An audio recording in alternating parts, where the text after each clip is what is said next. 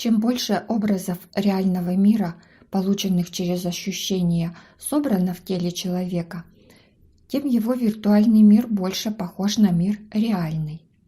Знания о свойствах реального мира помогают человеку быстрее достигать желаемых результатов, находить или выбирать правильные решения проблем, стоящих перед человеком в его жизни. Именно поэтому первые 20 лет жизни человек живет под присмотром родителей и учителей, наполняющих его память образами реального мира, которые получили другие люди, уже прожившие свою жизнь и собравшие правильные или хотя бы какие-нибудь решения различных жизненных проблем. Людям всегда хотелось научиться извлекать из личных хранилищ информации, накопленные телом человека, образы его ощущений от реального мира.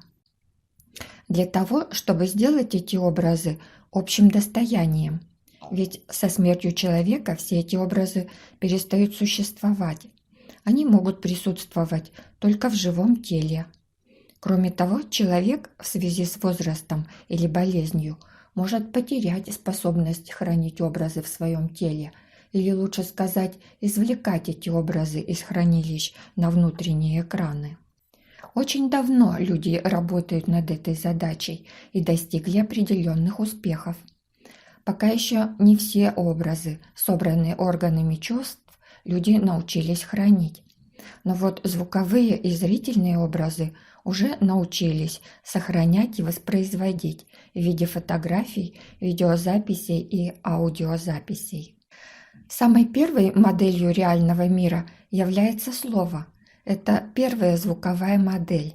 Слово можно было услышать, запомнить и воспроизвести органами человека. Пока у людей не было письменности, сохранять слова можно было только в теле человека. Они сохранялись в устном народном творчестве, в песнях, сказках и преданиях. Зрительные образы можно было хранить вне тела человека. Первые рисунки люди создавали на каменных скалах, на кусках дерева и других подходящих предметах, а также создавали статуэтки из дерева, камня, глины и других материалов. Это первые зрительные модели. Позже люди научились записывать слова. Человек обнаружил, что его природа позволяет видеть одновременно и написанное слово, а также видеть внутренним зрением объект реального мира, который связан с этим словом. Появились текстовые модели. Они завоевали мир в виде книг. В условиях, когда информация хранится вне человеческого тела, людям требуются специальные инструменты для того, чтобы эффективно обращаться с носителями информации. Для создания зрительных моделей реального мира требуются кисти, краски, карандаши, резцы и другие предметы. Носителями информации выступают холсты, доски, бумага, камень, металл.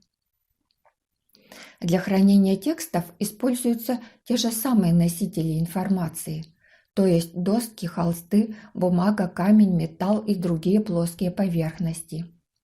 Человечеству долго не удавалось сохранить чисто звуковые образы. Эту задачу решили граммофонные пластинки. Люди научились записывать звук на плоских дисках из пластмассы. Но настоящая революция произошла, когда люди научились записывать образы реального мира цифровым способом на магнитных носителях информации. Этот способ оказался настолько универсальным, что теперь на одном и том же носителе одновременно можно хранить и звуковые, и зрительные, и текстовые модели. Понятно, что для работы с таким необычным предметом, магнитным носителем информации, требуются специальные инструменты. Таким инструментом является компьютер.